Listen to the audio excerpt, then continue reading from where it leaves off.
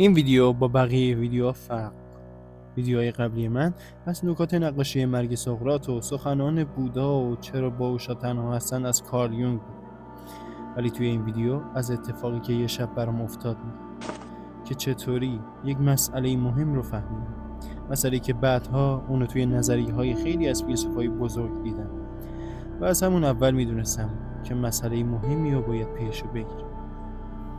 تقریبا 15 یا 16 سال و میخواستم فوتبالیست بشم. برای همین به شدت تمرین میکردم و برای اینکه سر حال باشم و تایم خوابم درست باشه شبا ساعت 10 میخوابیدم و من ترفندی دارم که برای اینکه زود بخوابم استفاده میکنم. اونم اینه که زیاد فکر میکنم. یه شب همینجوری داشتم فکر میکردم، خب ما اگه بمیریم و هیچی نباشه چی میشه؟ وقتی که دیگه همه چیز تموم میشه، نه احساسی، نه حضوری، نه امیدی، نه ترسی و نه روح و جسم، کاملا خاموش، بدون برگشت. با خودت بگی بعد از مرگ چیزی نیست، نه خدایی، نه بهشتی، نه جهنمی، نه زندگی دوباره‌ای و تمام. و حالا میگی اگر اینم نباشه چی؟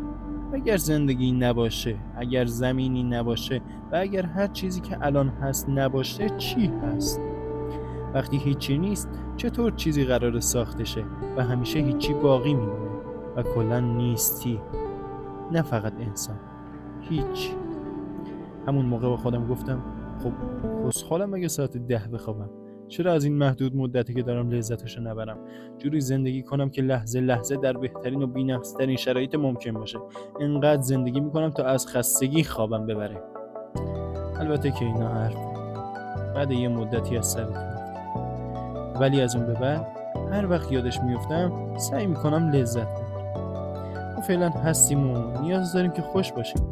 مهم نیست گذشته چی بوده، مهم نیست آینده میخواد چطور پیش بره. همین لحظه، اونی هم که میخوام، اون جایی هم که دوست دارم، با کسایی هم که برام مهمن و سعی میکنم قدردان بشم.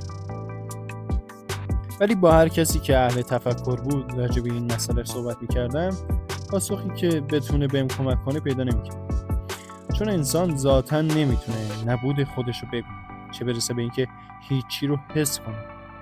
ولی برای ما افرادی که این اتفاق برامون افتاده، همه میدونیم که لحظاتی که توی این فکر فرو میریم میتونیم خیلی کم احساس داشت و این احساس یه چیز شگفت انگیزه و گاهی ترسناکه.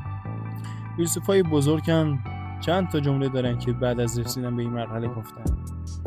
مارتین هایدگر معتقد بود آگاهی از مرگ باعث میشه زندگی رو جدی‌تر زندگی کنیم.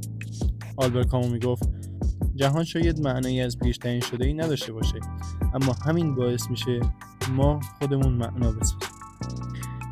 برتراند راسل هم بارها درباره این فکر کرده که اگر پس از مرگ چیزی نباشه باز هم زندگی ارزشمند.